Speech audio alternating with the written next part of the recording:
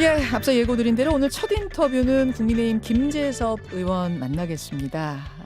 무산된 윤석열 대통령 체포 문제부터 탄핵 심판에 관한 내용까지 여당 내 소장파 젊은 정치인은 어떤 생각 가지고 있는지 만나보죠. 김재섭 의원님 어서 오십시오. 네, 도봉구 김재섭입니다.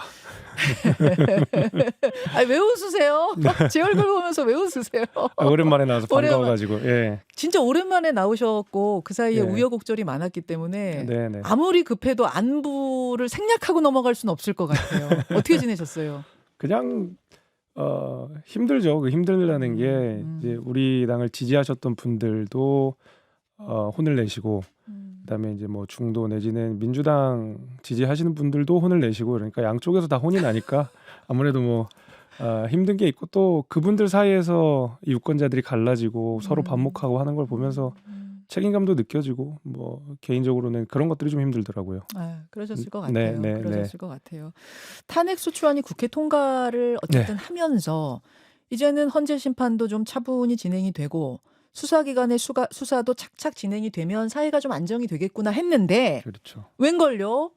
당당히 임하겠다던 대통령은 지금 조사를 거부하고 있는 상황. 그리고 한남동 앞은 뭐 찬탄 반탄 이렇게 부르더라고요. 예. 찬탄 집회, 반탄 집회 뭐 계속 이어지고 있는 상황. 이 3주간의 상황은 어떻게 보고 계십니까?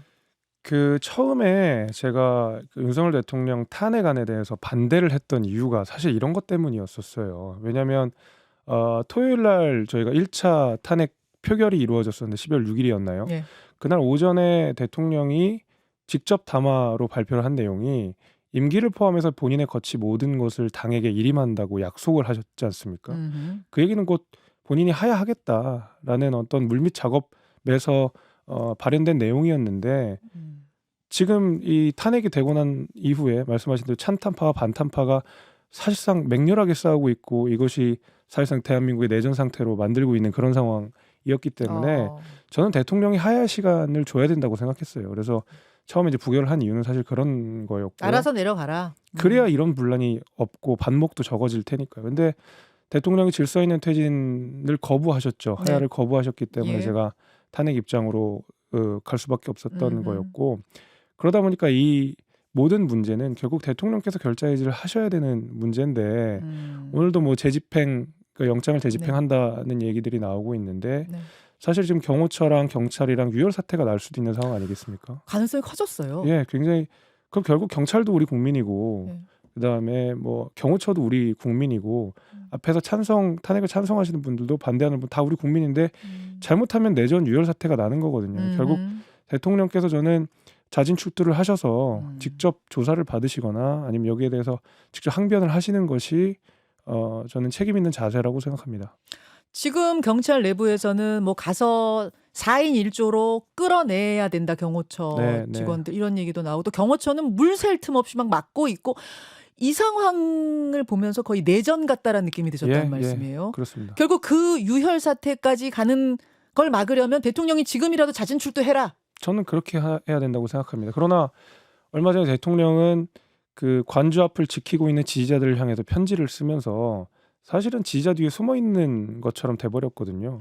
그건 대통령께서 말씀하신 공정과 상식, 공정도 없고 상식도 없는 저는 행위였다고 생각합니다. 해서 저는 지지층 뒤에 숨거나 아니면 지금 이 반등하는 여론에 힘입어서 그냥 대통령이 버티면 되겠다라는 생각을 하시기보다는 직접 이 문제를 풀어내고 우리 사회 갈등을 뭐 풀어낼 수 있는 마지막 기회라고 저는 생각합니다. 대통령이 주어진 마지막 기회다. 네, 지금 이 상황에서 걸어 나오셔라, 그 말씀. 저는 그 생각입니다. 근데 안 걸어 나오실 것 같아요. 왜 그런 생각을 하냐면 네네. 윤상현 의원이 관저에 들어가서 윤 대통령을 만나고 왔습니다. 네네네. 독대하고 나와서 한 얘기를 들어보면 네. 윤 대통령은 지금 이 영장 집행이 사법 시스템의 붕괴다.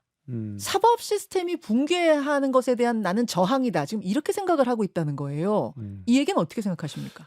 물론 저는 그 영장이 집행되는 과정은 매우 그 부적절하다고 생각합니다. 예를 들면 우리가 계엄에 대해서 인정할 수 없는 것은 그 부당한 공권력을 사용했다는 거고, 예. 적법 절차를 지키지 않았다는 것 때문에 이 계엄이라는 것을 우리 모두 인정할 수 없는 거 아니겠습니까? 예. 그러나 이번 영장은 마찬가지로 부당한 공권력이 사용되고 적법 절차를 제대로 지키지 않았다는 비판이 너무 많아요. 그 말씀은 공수처 말씀하시는 거예요? 그렇죠. 이제 공수처가 내란죄의 수사 주체가 될 수 있느냐의 문제부터 시작해서 과연 그 영장을 발부한 판사는 110조, 111조 형소법을 제외하는 것이 말이 되느냐. 그다음에 집행하는 과정에서도 과연 수사 지휘권이 없는 공수처가 경찰을 통해서 영장 집행을 할 수 있느냐라는 군데군데 모든 문제에 있어서 법적인 이슈가 있는 그런 상황 아니겠습니까?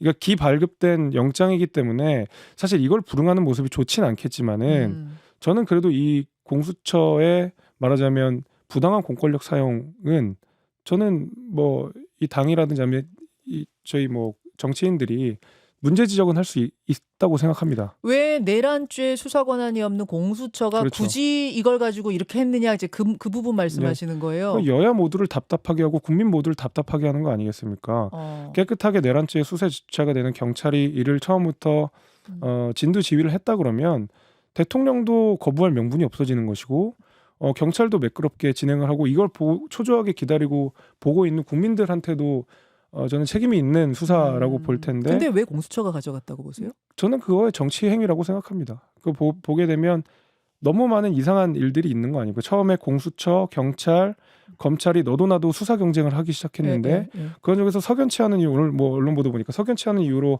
공수처가 절차도 지키지 않은 상태에서 수사를 전부 가져가게 됐고 이러다 보니까 일이 다 꼬이는 거 아니겠습니까? 그래서 저는 이 일을 초래한 공수처에게는 분명한 문제 제기를 해야 된다고 저는 생각합니다. 공수처 폐지해야 된다고 보세요? 이번 사태 이거 실패한 것에 그렇죠. 대해 애초에 태어나지 말았어야 될 저는 수사기관이라고 생각합니다. 자, 근데 그 부분에 대한 문제 제기를 할 수는 있겠으나 어쨌든 그 부분까지 다 감안해서 법원이 발부한 영장으로 간 거 아닙니까? 맞습니다. 그렇다면 그 부분에 대한 문제 제기는 문제 제기대로 하더라도 그조차도 법적 절차를 따라야지. 체포영장에 나는 응할 수 없다라고 하고 요새처럼 그 안에서 경호원들의 경호받으면서 버티는 것이 일반 국민이라면 상상할 수 있는 일이겠는가? 이 부분이거든요. 예, 그래서 제가 말씀드린 대로 기발급된 영장은 저는 대통령께서 응하셔야 된다고 보는 거예요. 예. 그러니까 문제 지적은 저 같은 사람들이 이제 하는 거고 예.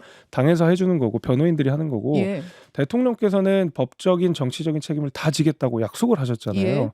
근데 지금 상황을 보면 법적인 정치적 책임 그 어떤 책임도 보이지 않는 상황이거든요. 그래서 그 문제 제기는 사후에 지적하고 뭐 당에서 계속 뭐 공수처라든지 비판을 하겠지만 대통령께서 이 영장을 불응한다는 것은 말씀하신 대로 많은 국민들, 그래서 저를 포함한 많은 국민들이 납득하기 어려울 거라고 봅니다. 알겠습니다.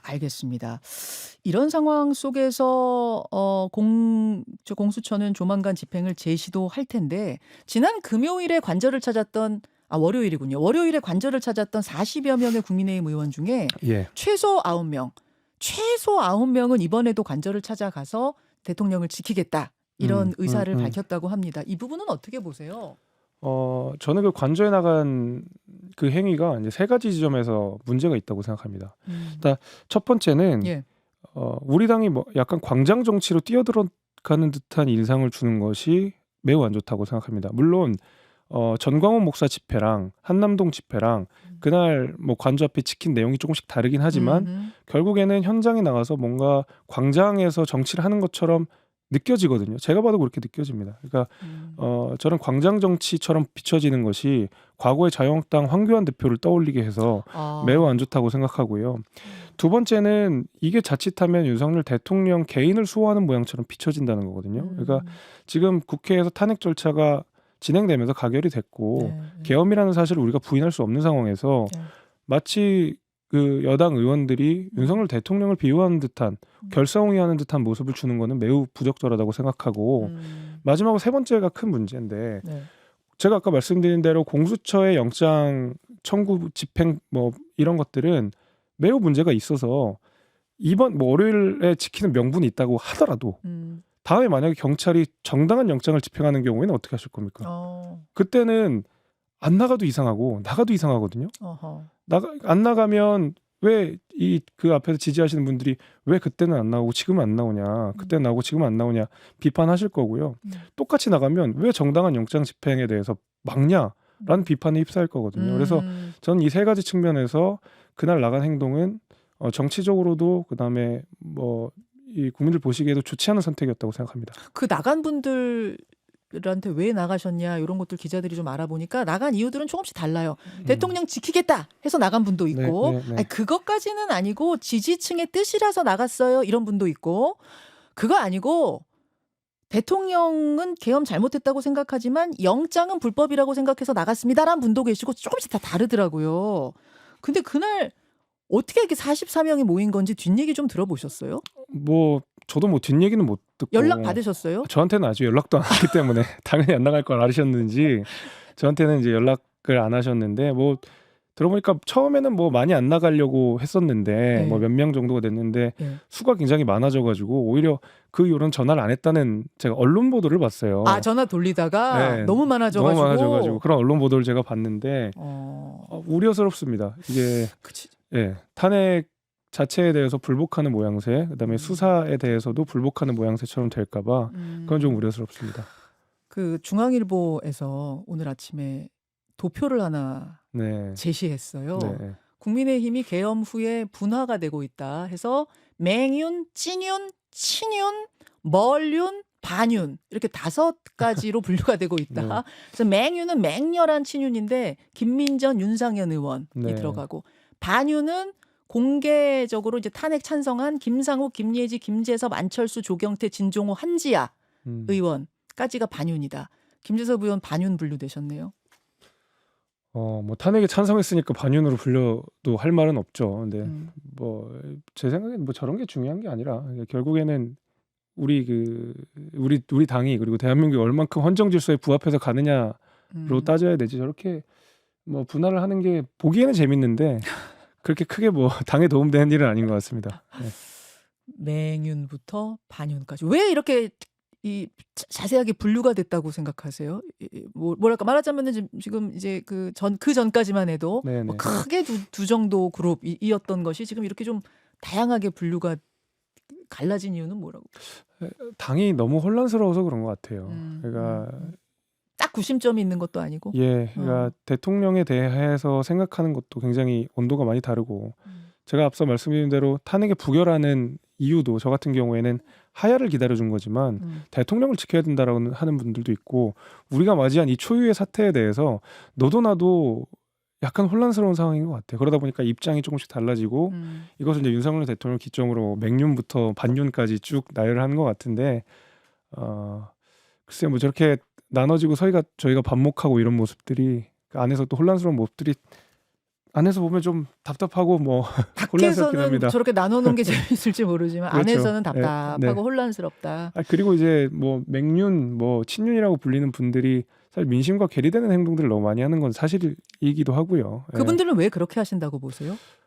모르겠습니다. 저는 특히 뭐 계엄을 옹호하는 듯한 발언을 하는 특히 윤상현 의원 같은 경우에는 무슨 계엄을 뭐 고도의 정치행위라고 인정을 하고 있는 이런 거는 저는 약간 뭐 친윤 반윤의 문제가 아니라 상식 비상식의 문제라고 생각하거든요.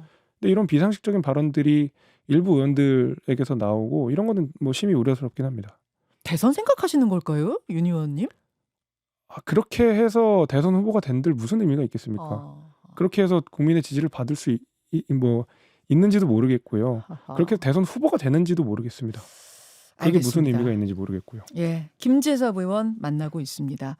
그런가 하면 헌재 탄핵 심판 사유에서 내란죄를 빼는 부분 이게 어제 국회에서도 공방이 치열했는데요. 일단 민주당 설명은 이렇습니다. 내란죄라고 넣으면 이건 형사법상 판단인 건데 그렇게 되면은 헌법재판이 형사재판으로 변질된다. 따라서 내란죄라는 말 대신 내란 우두머리의 국헌문란 행위라고 표현한 것뿐이다. 본질적으로 바뀌는 건 없다. 이런 주장을 하고 있습니다. 어떻게 생각하십니까? 이런 걸 저희가 소위 말하는 법꾸라지라고 부르는 거죠. 민주당이 국민의힘을 향해서 매일같이 비판을 했던 법꾸라지, 법기술자 이런 거거든요. 물론 법적으로는 뭐 이해가 갑니다. 그렇지만은 민주당이 지금까지 내란죄를 딱 프레이밍하면서 많은 재미를 봤거든요. 근데 새삼 이제 와서 본인들의 어떤 정치적 스케줄에 불리하다 보니까 내란죄라는 것을 쏙 빼버려가지고 뭐 내란 행위가 뭐 형법적으로 어떻고 이런 얘기를 하는 건 굉장히 구차한 일이라고 저는 생각해요. 그래서 이게 반대로 생각해 보면 민주당은 국민의힘을 향해서 내란죄를 조금만 부인하거나 대통령을 요만큼만 비호해도 저거 봐라 내란의 힘이다라고 비난하고 조롱하지 않습니까? 예. 만약에 국민의힘 입장에서 야, 우리가 내란죄는 좀 빼고 요 행위에 대해서 판단해보자라고 하면 민주당이 뭐라 그러겠습니까? 득달같이 달려서 저거 봐라 윤석열을 옹호한다, 저거 봐라 내란을 옹호한다, 내란 동조범들이다라고 이야기할 거거든요. 마찬가지로 그렇게 되면 저도 똑같이 얘기할 수 있습니다. 네. 저는 탄핵을 찬성한 입장에서 네. 민주당이야말로 지금 내란 동조를 하고 있는 것 같은 느낌이 듭니다. 왜 내란죄로 탄핵에 가결된 윤석열 대통령의 내란죄를 빼주면서 그 탄핵의 명분을 스스로 축소시켜버리는지, 그리고 이 탄핵을 염원하는 국민들의 염원을 왜 이런 식으로 뭐 자신들의 정치적 이해관계로 축소시켜버리는지, 저는 이 국민들의 염원이나 저의 탄핵 표결을 모욕하는 행위라고 생각합니다.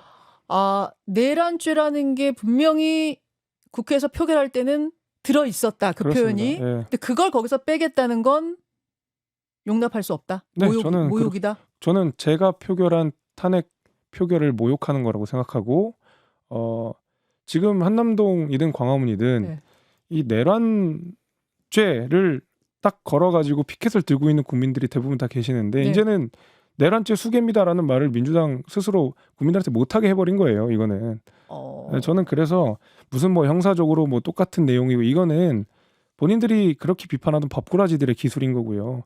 정정당당하게 제가 표결했던 내란죄로 탄핵 표결을 했던 이 표의 가치를 민주당이 훼손하지 않았으면 좋겠어요. 재의결을 해야 된다고 보세요. 만약 내란죄란 표현을 빼려면. 물론 저는 더 중요한 게 계엄이었기 때문에 예. 계엄에 대해 뭐 직접 계엄 해제 표결에 참여한 입장에서 계엄이 가장 중요한 이슈이기 때문에 재의결까지는 어렵다고 생각합니다. 그건 그대로 존중을 해야 되지만, 누가 봐도 이건 이재명 대표 스케줄에 맞춰서 국민들의 탄핵에 대한 염원을 어떤 훼손한 거잖아요.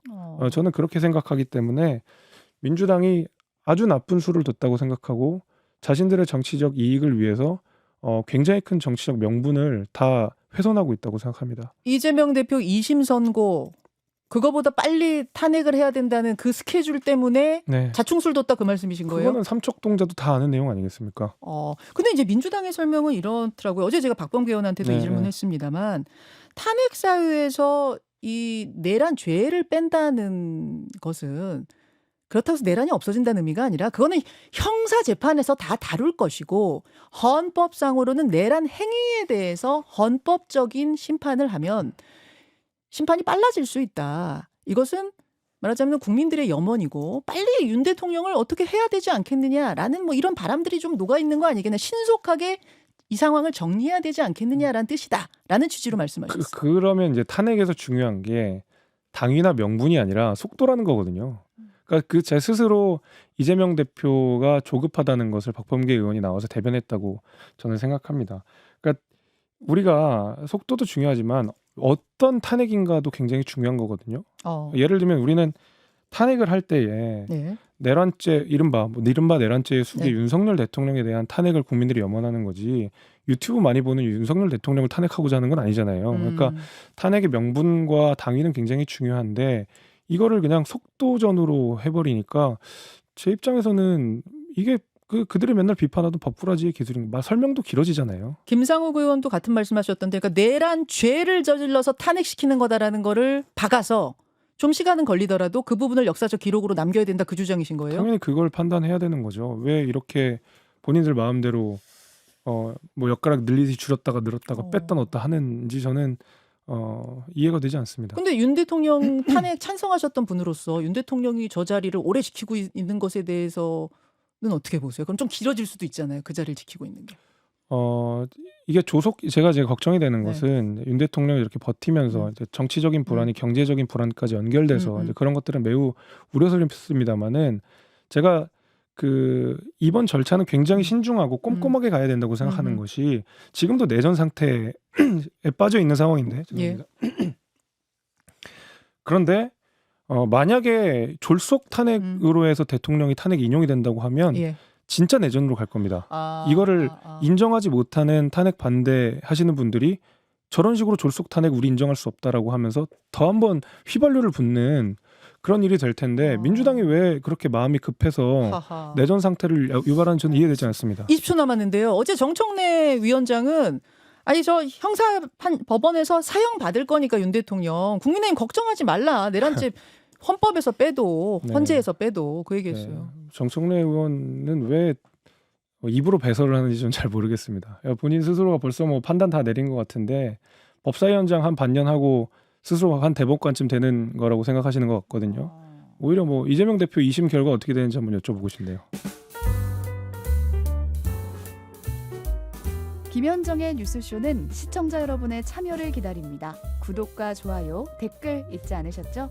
알림 설정을 해두시면 평일 아침 7시 10분 실시간 라이브도 참여하실 수 있습니다.